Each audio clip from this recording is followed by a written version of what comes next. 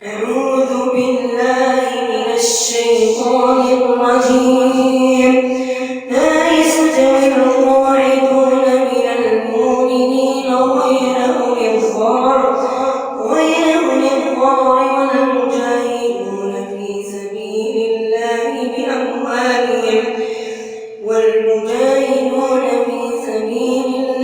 بأموالهم وأنفسهم.